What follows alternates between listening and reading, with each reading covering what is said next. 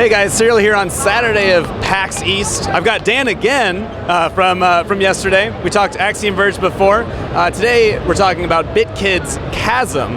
Already voted, I guess, one of the best games so far at PAX. I really enjoy it. You had a great description of it compared to Axiom Verge. Can you tell us a little bit about that? Yeah, sure. So I kind of think of Axiom Verge and Chasm as kind of sister titles. So they're both in the Metroidvania genre, and so if to the extent that Axiom Verge is a little bit more Metroid, Chasm is a little bit more Vania. So it's like chocolate and peanut butter. So it goes well together. Yeah, it has a feel of Symphony of the Night. I think a lot of people will probably recognize the backdash as the breaking like a little bit of the environment to get more, I guess, health, mana to throw more stuff. It looks like there's a bunch of items too, which I like because a lot of Castlevanias you don't get to keep the same items. It looks like you get to switch between them. But yeah, you said the game's procedurally generated every time, but it's not a roguelike. It's actually a full long game. That's right. Yeah. So there's pros and cons to procedural generation, and so what we wanted to do is get all the pros without any of the cons. So to me, the biggest con of procedurally generated games is like you'll encounter a room where it just doesn't flow right. It's obviously created by a computer, like there's some boss that's like some monster up in the upper right corner that you can't get to and can never reach you, or some weird artifacts like that. So each of the rooms is hand designed by the game team, the development team. But the procedural aspect is that the world map stitches together all these rooms to create an overall world map for you every time.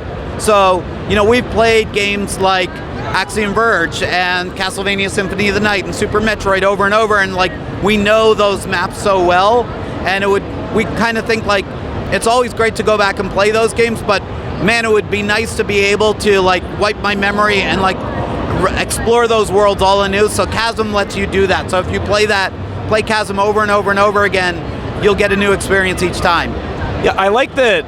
So I just did my first run, and it was going great until I got teased into trying really, really hard to finish one room that probably didn't matter and was going to give me like just the smallest of upgrades. But I like that the game knows to put those in, like the difficult ones that are going to make you try really, really hard and mess up a lot. And it tries to beat you down a little bit too. Yeah. So the game is intended to be challenging, and so the way the world, the themes of the room, there's basically three core themes to the rooms. One is some of the rooms are very combat heavy, so there's a lot of enemies in there and you've got to fight your way through the room. There are also rooms that are very platforming heavy, so you really have to navigate, and that's the room you died in because there's like a really challenging platforming element, and if you fall, you can die.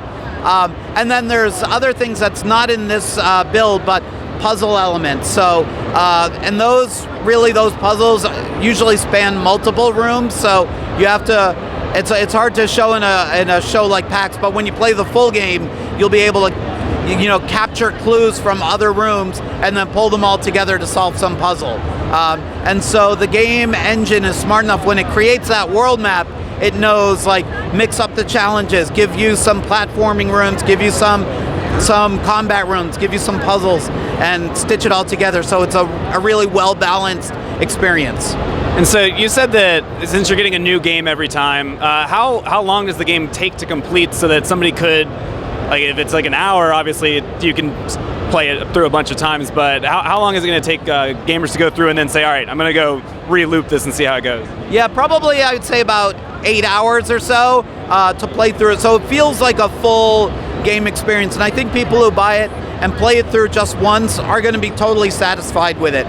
In fact, a lot of them will probably not know that there's anything procedural about it because they'll play through and they'll be like, oh, that was awesome. It's only when they go back and play it again, they're like, wait, that wasn't here before. So I think some people will just play it over and over, and other people will be one shot and done, but about 8 hours per playthrough. All right, well, hopefully people will want to come do it multiple times. I think they will. It was a lot of fun.